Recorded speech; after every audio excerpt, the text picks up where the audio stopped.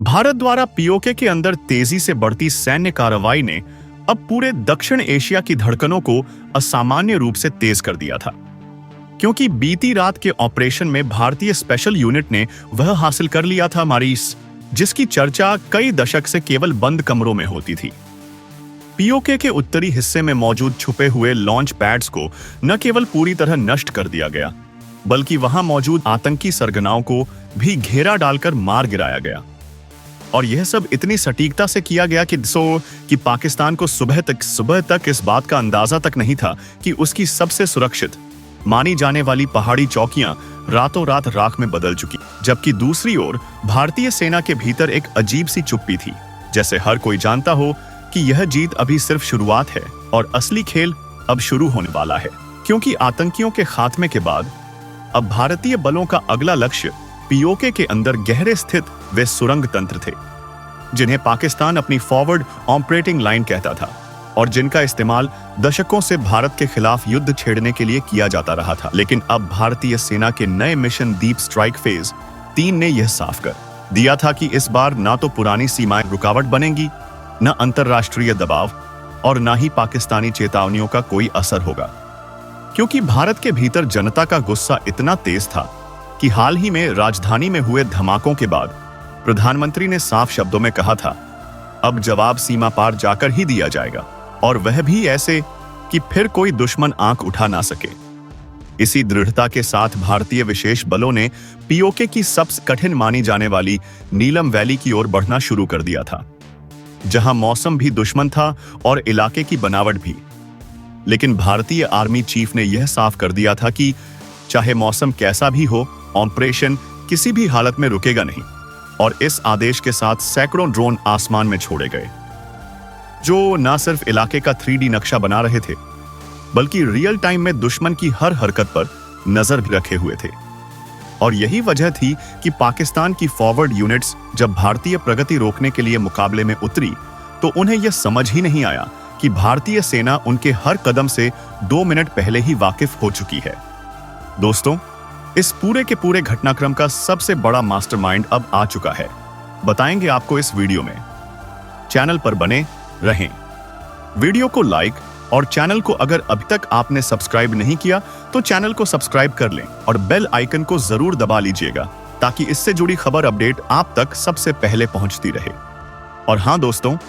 Channel पर आगे बढ़ने से पहले आप देश के किस जगह, किस कोने से बैठ करके यह वीडियो देख रहे हैं, इसे लिखना बिल्कुल भी मत भूलिएगा। और अगर आप भारत की इस कूटनीतिक क्षमता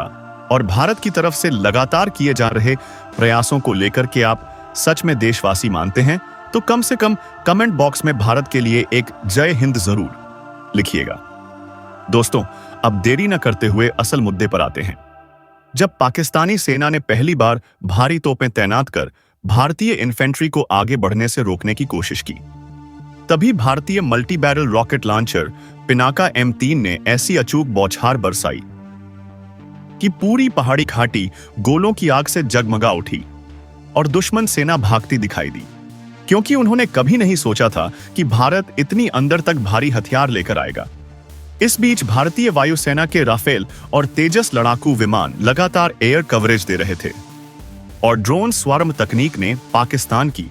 संचार व्यवस्था लगभग ठप कर दी थी,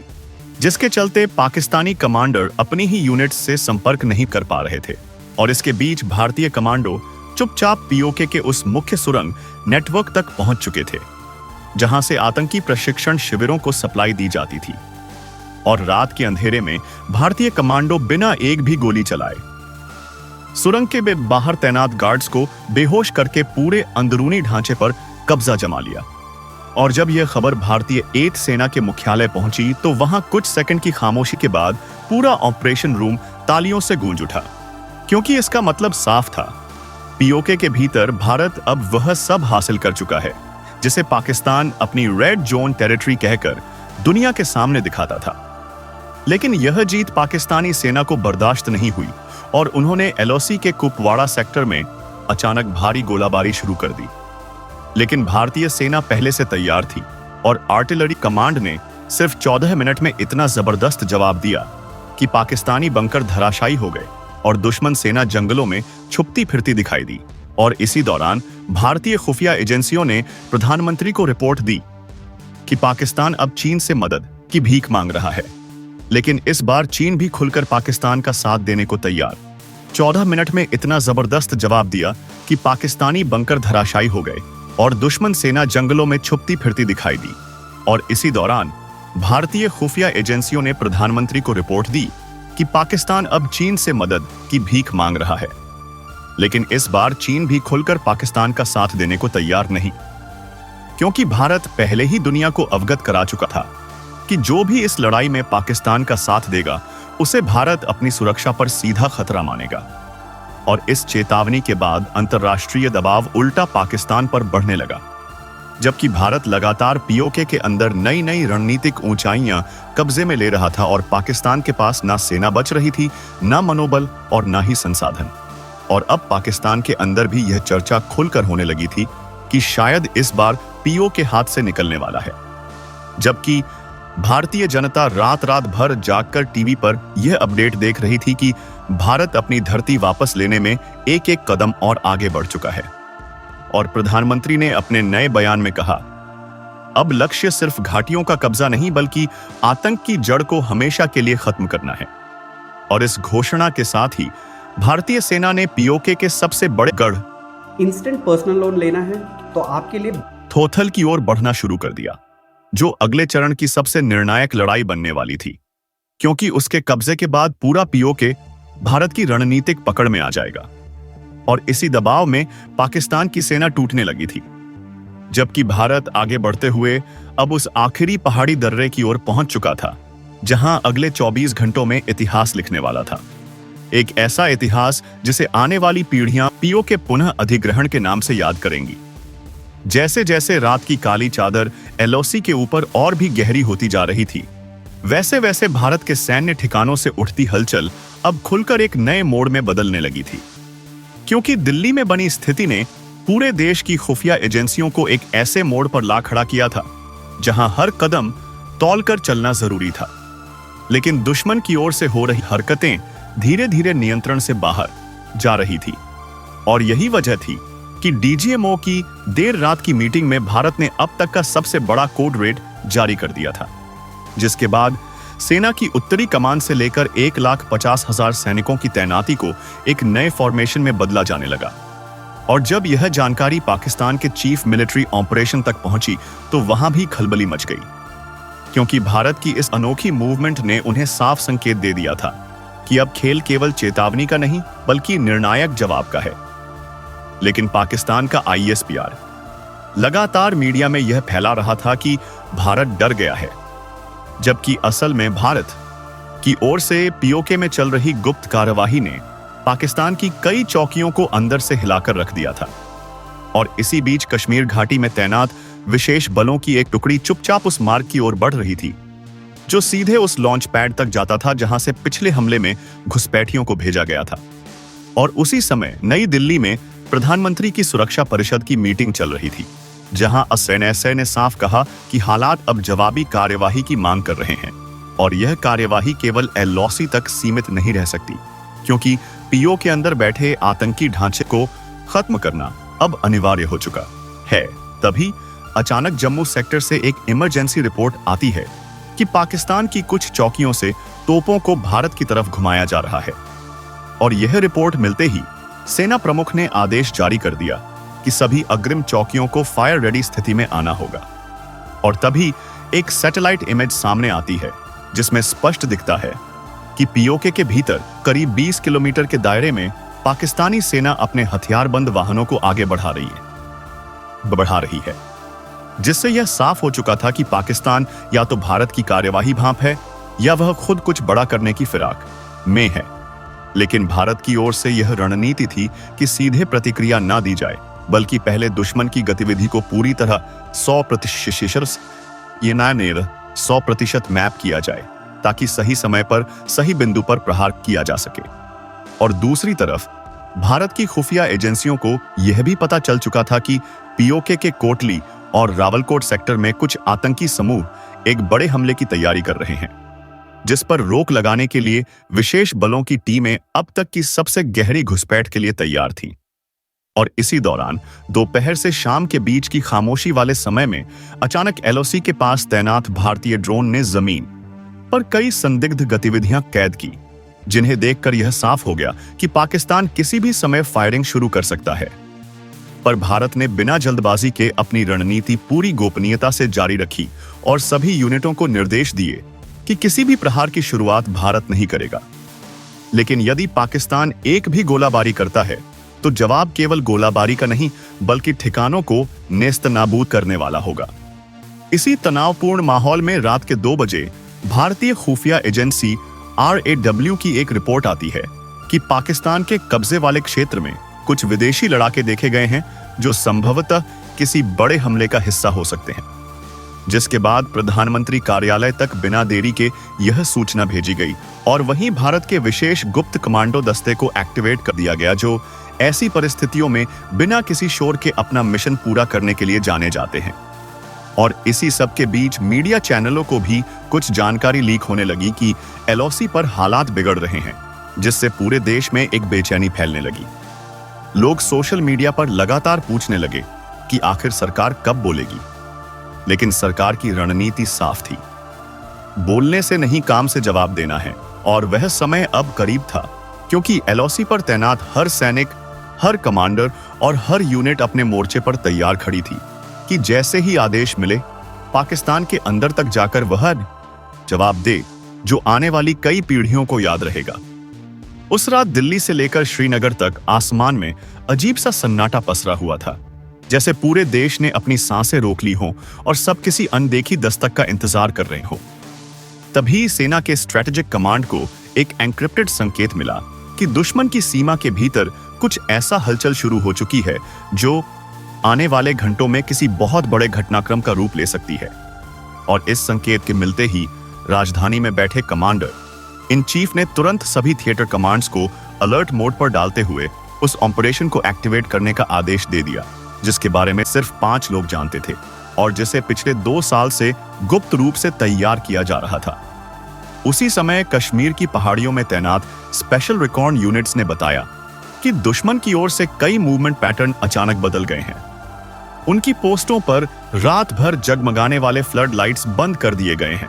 और भारी वाहनों की हल्की हल्की आवाजें पहाड़ियों में गूंज रही हैं, जिनसे साफ लग रहा था कि या तो वे किसी बड़ी तैनाती की तैयारी में हैं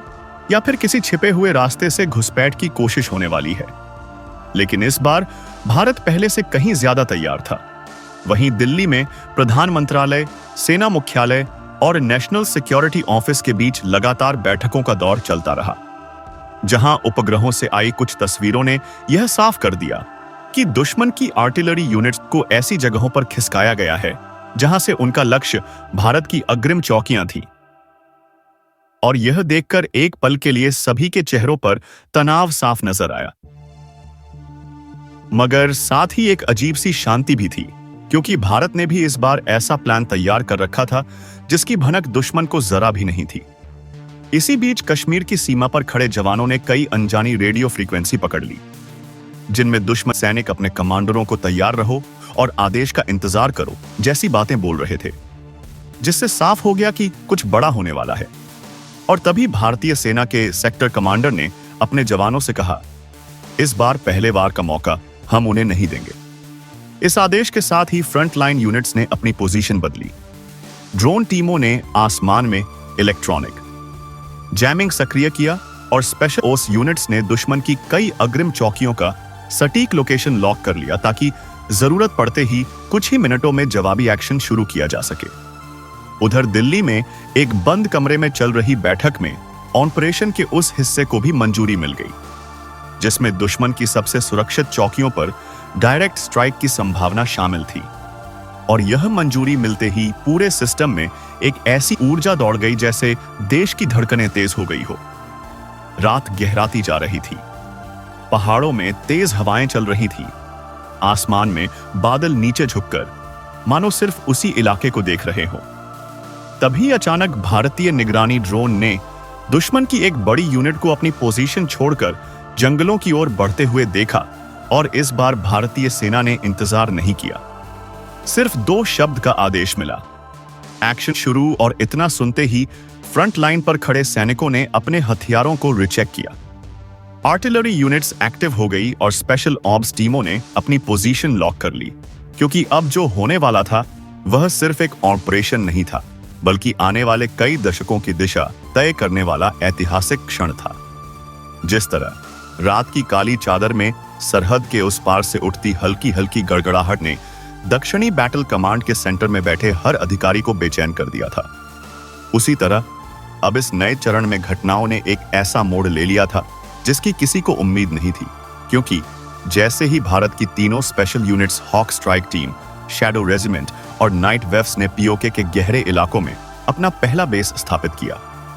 अचानक दुश्मन की ओर से एक अप्रत्याशित जवाबी कदम उठाया गया,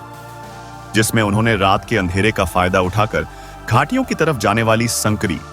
पगडंडियों में छोटे छोटे इम्प्रोवाइज्ड एक्सप्लोसिव डिवाइस लगा दिए, ताकि भारतीय कमांडो उन रास्तों पर आगे ना बढ़ सके। लेकिन हॉक स्ट्राइक टीम के लीड एनालिस्ट कैप्टन अयान ने अपनी थर्मल मैपिंग ड्रोन टेक्नोलॉजी से इन सभी विस्फोटकों को कुछ ही मिनटों में डिटेक्ट कर लिया, और फिर नाइट वॉल्व्स की माइक्रो डिफ्यूजन यूनिट ने बिना आवाज किए इन सभी डिवाइस को कुछ ही सेकंड में निष्क्रिय कर दिया, जिससे दुश्मन की पहली चाल नाकाम हो गई। लेकिन असली चुनौती तब सामने आई जब भारतीय कमांडो उस पहाड़ी दर्रे पर पहुंचे जहां से दुश्मन की मुख्य सप्लाई लाइन गुजरती थी, क्योंकि वही वह जगह थी जहां से पूरी घाटी में फैली दुश्मन की फोर्स को हथियार, खाना, फ्यूल और बैकअप भेजा जाता था।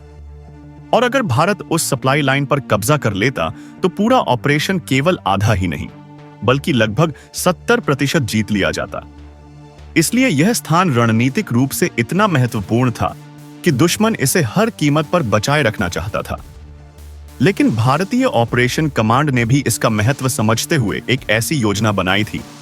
जो दुश्मन ने कभी सोची भी नहीं थी, और वह योजना थी डबल लेयर ट्रिगर असॉल्ट, जिसमें पहली लेयर में भारत की शैडो रेजिमेंट पहाड़ियों की ऊंचाई से दुश्मन की गतिविधियों पर नजर रखती, जबकि दूसरी लेयर में नाइट वॉल्व्स जंगल की तरफ से चुपचाप नीचे उतरकर सप्लाई लाइन के बिल्कुल किनारे तक पहुंचते। लेकिन जैसे ही भारतीय कमांडो इस डबल लेयर पोजीशन में आए, अचानक मौसम में बदलाव आ गया। तेज हवाएं चलने लगी, बादल नीचे उतर आए और इतनी घनी धुंध छा गई कि 15 मीटर से आगे कुछ दिखाई नहीं देता था। और ऐसी स्थिति में ड्रोन और सैटेलाइट का रियल टाइम फीड भी लगभग बेकार हो गया। लेकिन भारतीय कमांडर जनरल वेणुगोपाल ने ऑपरेशन को रोकने की बजाय एक नया निर्देश जारी किया।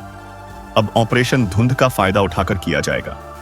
क्योंकि जब दुश्मन को भी कुछ दिखाई नहीं देता था तो भारतीय कमांडर जनरल वेणुगोपाल ने ऑपरेशन को रोकने की बजाय एक नया निर्देश जारी किया। अब ऑपरेशन धुंध का फायदा उठाकर किया जाएगा, क्योंकि जब दुश्मन को भी कुछ दिखाई नहीं देता था तो भारतीय कमांडर जनरल वेणुगोपाल ने ऑपरेशन को रोकने की बजाय एक नया निर्देश जारी किया। अब नहीं दे रहा था तो भारतीय कमांडो के लिए यह मौका बिल्कुल सोने पर सुहागा था। और फिर जैसे ही रात के 1:17 पर घड़ी की सुइयां आगे बढ़ी,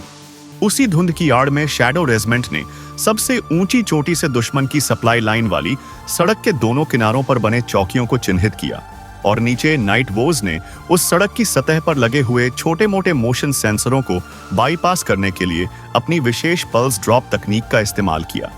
जो एक ऐसी बिना आवाज वाली इलेक्ट्रोमैग्नेटिक वेव थी जो सेंसर को कुछ सेकंड के लिए निष्क्रिय कर देती थी। और बस इतना होते ही भारतीय कमांडो के यह रास्ता बिल्कुल साफ हो गया। इसके बाद उन्होंने चुपचाप उस सप्लाई लाइन पर कब्जा कर लिया और एक भी गोली चलाए बिना पूरी सड़क को अपने नियंत्रण में ले लिया। लेकिन वास्तविक ड्रामा अब भी शुरू होना था, क्योंकि सप्लाई लाइन पर कब्जा होते ही दुश्मन को लगा कि पूरा रास्ता नष्ट कर दिया गया है, जबकि सच यह था कि भारत ने रास्ता नष्ट नहीं किया बल्कि उसे प्रयोग में लाने से रोका था। और तभी दुश्मन ने अपता आते ही अपनी सबसे खतरनाक यूनिट ब्लैक हॉक ब्रिगेड को मैदान में उतारा, जो अपने क्रूर हमलों और अचानक किए गए प्रहारों के लिए जानी जाती थी। लेकिन भारतीय कमांडो ने उन्हें सीधा मुकाबला देने की बजाय एक मानसिक जाल बिछाया, जिसमें उन्होंने सप्लाई लाइन के बीचों बीच कुछ खुले इलाकों में कुछ ऐसे नकली सैन्य उपकरण और नकली एक्टिविटी के संकेत छोड़े कि दुश्मन की ब्रिगेड सीधा उन्हीं पॉइंट्स पर हमला करने लगी। लेकिन उन्हें क्या पता था कि असली कमांडो तो पहाड़ियों की ढलानों पर पहले से ही पोजीशन लेकर उनका इंतजार कर रहे थे। और जैसे ही ब्लैक हॉक ब्रिगेड ने अपनी पोजीशन लेकर हमला शुरू किया, शैडो रेजिमेंट ने ऊंचाई से उनके करीब 20% दस्ते को केवल 19 सेकंड में निष्क्रिय कर दिया और बची हुई ब्रिगेड घबराकर पीछे हटने लगी। लेकिन उनकी वापसी का रास्ता भी नाइट वॉल्व्स ने पहले से ही घेर रखा था और इस तरह दुश्मन की सबसे खतरनाक ब्रिगेड कुछ ही मिनटों में बेअसर हो गई।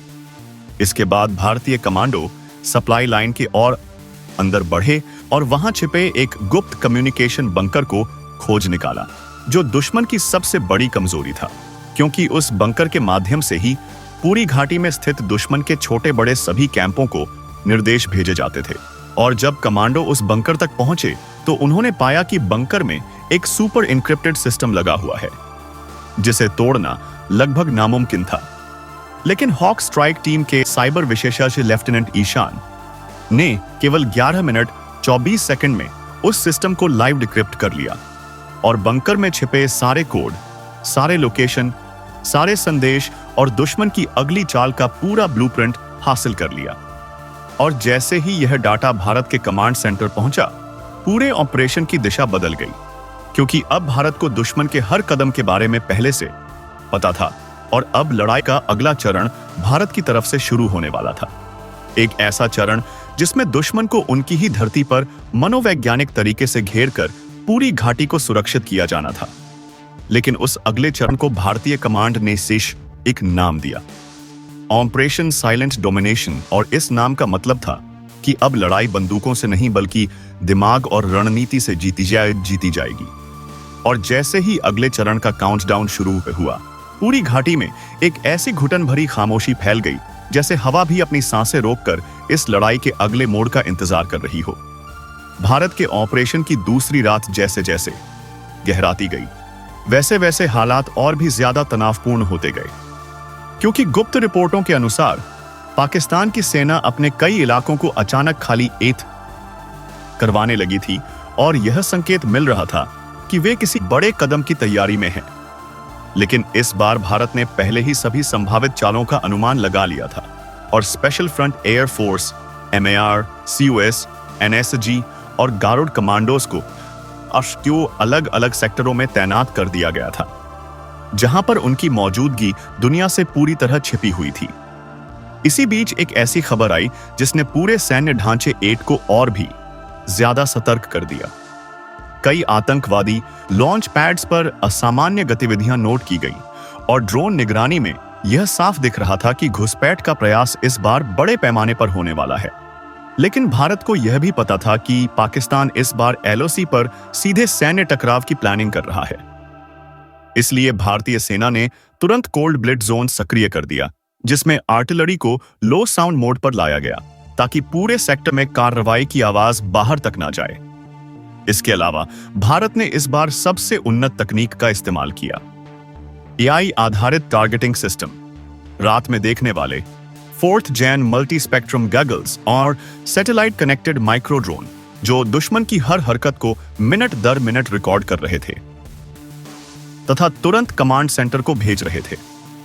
इसी दौरान एक और चौंकाने वाला तथ्य सामने आया कि पाकिस्तान POK में कई जगहों पर नागरिकों को ढाल बनाने लगा था और भारतीय सेना के जवाबी एक्शन को दुनिया के सामने गलत साबित करने की कोशिश कर रहा था। लेकिन इस बार भारत ने सबूत पहले ही तैयार कर लिए थे और दुनिया की हर बड़ी एजेंसी को यह साबित कर दिया कि पाकिस्तान युद्ध का बहाना बनाकर आतंकवादियों को कवर दे रहा है। रात के 3:10 पर अचानक एक ऐसी हरकत हुई जिसने सारी चुप्पी को चकनाचूर कर दिया। LOC के 3 पॉइंट्स पर एक साथ गोलाबारी शुरू हो गई, लेकिन भारत पहले से तैयार था और जवाबी कार्रवाई इतनी तेज थी कि 6 मिनट के अंदर दुश्मन की पूरी पहली लाइन उखड़ गई, जबकि दूसरी ओर भारत के कमांडोज घुसपैठियों के लॉन्च पैड्स को घेर चुके थे और मौके पर ही 20 से ज्यादा आतंकियों को वहीं ढेर कर दिया गया। इस ऑपरेशन का सबसे बड़ा हिस्सा यह था कि भारत ने रडार डिटेक्शन से बचने वाले ड्रोन के जरिए पूरे POK में ऐसे ऐसे टारगेट चिन्हित कर लिए थे जो पाकिस्तान के लिए बेहद रणनीतिक थे, जैसे हथियार depot, rocket storage, high frequency communication towers और वो बंकर जिनका इस्तेमाल पाकिस्तानी सेना अपने टॉप अफसरों को छिपाने में करती थी। जैसे ही भारतीय कमांड ने ग्रीन सिग्नल दिया, 18 ड्रोन ने एक साथ उद्यान भरी और बिना आवाज किए इतने सटीक टारगेट हिट किए कि पाकिस्तान को समझ ही नहीं आया कि हमला कहां से हुआ। यहां तक कि उनके कम्युनिकेशन सिस्टम 40 सेकंड के अंदर जाम हो गए और पीओके के कम से कम 12 किलोमीटर तक बिजली चली गई। इस अंधेरे का फायदा भारतीय कमांडोज ने पूरे तरीके से उठाया। भारतीय सेना की एक टीम ने रात भर मेजर स्तर के अधिकारी की अगुवाई में पीओके के अंदर एक गुप्त टनल में घुसकर उस नेटवर्क को ध्वस्त किया जहां से पिछले 3 महीनों में सबसे ज्यादा घुसपैठ की घटनाएं हुई थी। इस पूरे मिशन को एक ही उद्देश्य के साथ अंजाम दिया गया, दुश्मन की रीढ़ तोड़ना, ताकि आने वाले दिनों में वे भारत के खिलाफ कोई भी हमला पाला न कर सकें। लेकिन असली ड्रामा तब शुरू हुआ जब पाकिस्तान ने अपनी एयरफोर्स को अलर्ट कर दिया और फाइटर जेट्स को पीओके की ओर भेजा। लेकिन भारत पहले से तैयारी में था। लद्दाख, श्रीनगर, पठानकोट और आदमपुर बेस पर रात भर एयरफोर्स तैनात थी और राफेल जेट्स लो रडार मोड पर हवा में उठ चुके थे। भारतीय राफेल ने बिना सीमा लांघे ही इलेक्ट्रॉनिक जैमिंग की मदद से पाकिस्तान के 4 जेट्स को ब्लाइंड कर दिया और उन्हें पीछे हटने पर मजबूर कर दिया। यह खेल इतना तेजी से हुआ कि पाकिस्तान समझ ही नहीं पाया कि उसके जेट्स अचानक निष्क्रिय क्यों हो गए। इस दौरान एलओसी के कलघाई सेक्टर में भारत की स्पेशल टीम ने वह कर दिखाया जिसकी किसी को उम्मीद नहीं थी। दुश्मन के कमांड पॉइंट को वहां मौजूद सैनिकों के साथ घेर कर हथियार डालने पर मजबूर कर दिया और इससे पूरा पाकिस्तानी कैंप पैनिक में चला गया। इस पूरे ऑपरेशन का सबसे बड़ा असर यह पड़ा कि पाकिस्तान के कई हाई रैंक अधिकारियों ने आपसी कम्युनिकेशन पर बातचीत में यह मान लिया कि भारत इस बार सिर्फ जवाब नहीं दे रहा, बल्कि पूरा पीओके सैन्य दबाव में लेने की क्षमता रखता है। और यह बात जैसे ही आईएसआई तक पहुंची, उन्होंने रातों रात अपने कई ठिकाने खाली करवाने शुरू कर दिए। लेकिन भारतीय सेना अब पीछे हटने के मूड में नहीं थी। दोपहर 4:30 पर एक और सटीक कार्रवाई हुई जिसमें एक टनल नेटवर्क को पूरी तरह नष्ट कर दिया गया और इसी के साथ भारत ने दूसरी चेतावनी देते हुए दुनिया को यह भी बताया कि अब एलओसी पर कोई एक तरफा सीज फायर नहीं होगा, बल्कि भारत हर उस जगह जवाब देगा जहां से घुसपैठ की कोशिश की जाएगी। पाकिस्तान ने जब जवाबी गोलीबारी तेज की तो भारतीय एथ सेना ने 7 मिनट के अंदर उसके 5 मेजर पोस्ट उड़ा दिए और इस कार्यवाही का इतना बड़ा मनोवैज्ञानिक असर हुआ कि कई पाक सैनिक अपने बंकर छोड़कर भागने लगे। भारत की इस कार्यवाही को आज दुनिया की सबसे सटीक और हाईटेक ऑपरेशन रणनीति माना जा रहा है, क्योंकि इसमें एक भी नागरिक हताहत नहीं हुआ और सभी टारगेट्स सिर्फ आतंकवादी और सैन्य ढांचे थे, जिससे यह साबित हो गया कि भारत अब किसी भी प्रकार की उकसावे वाली हरकत बर्दाश्त नहीं करेगा और नई पॉलिसी बिल्कुल साफ है। पहला हमला नहीं करेगा, लेकिन किया गया हमला 2 गुना लौट आया जाएगा। और इसी पूरे माहौल में भारत ने एक ऐसी चुप्पी बनाए रखी जिससे दुनिया हैरान है, क्योंकि भारत ना बयान दे रहा है, ना चेतावनी, सिर्फ कार्रवाई कर रहा है। और यही रणनीति पाकिस्तान को डराने के लिए काफी है, क्योंकि भारत की चुप्पी का मतलब हमेशा बड़ी तैयारी होता है। और इस बार की तैयारी सिर्फ एलओसी के लिए नहीं, बल्कि पूरे नॉर्दर्न कमांड के स्तर पर है, जहां भारत किसी भी इमरजेंसी के लिए पूर्ण युद्ध स्तर पर तैयार बैठा है। भारत की सुरक्षा एजेंसियों और थल सेना के उच्च अधिकारियों के बीच रात भर चली बैठकों के बाद आखिरकार वह क्षण आ गया जब ऑपरेशन की सबसे गोपनीय लेयर को सक्रिय किया गया, जिसे इंटरनल कोड में शून्य रेखा विस्तार कहा जाता था, क्योंकि इसके तहत सेना को ऐसी रणनीतिक जगहों पर आगे बढ़ना था जहां से पाकिस्तान की आंतरिक गतिविधियों, पीओके में उनके लॉन्च पैड्स, आतंकी कॉरिडोर और उन सुरंगों पर पूरी तरह कब्जा किया जा सके, जिनका इस्तेमाल पिछले कई महीनों से भारतीय सीमा में घुसपैठ के लिए किया जा रहा था। और यह दावा तो अब उपग्रह चित्रों ने भी पुष्ट कर दिया था कि पीओके के उत्तरी हिस्से में स्थित पहाड़ी दर्रों के अध्ययन नीचे 11 नई सुरंगें बनाई गई थी, जिनमें हथियार डंप, ड्रोन लॉन्च स्टेशन और कम्युनिकेशन जैमर लगाए गए थे। इन्हीं सुरंगों को नष्ट करने के लिए भारत ने अपनी स्पेशल फ्रंटियर फोर्स को तैनात किया, जो रात के अंधेरे में काले हिमश्वेत सूट पहने पूरी तरह साइलेंट मोड में आगे बढ़ते हुए पहाड़ी चट्टानों के किनारों पर रस्सियां डालकर नीचे उतरी और वहां मौजूद 5 पाकिस्तानी पोस्ट को बिना एक भी गोली चलाए कब्जे में ले लिया।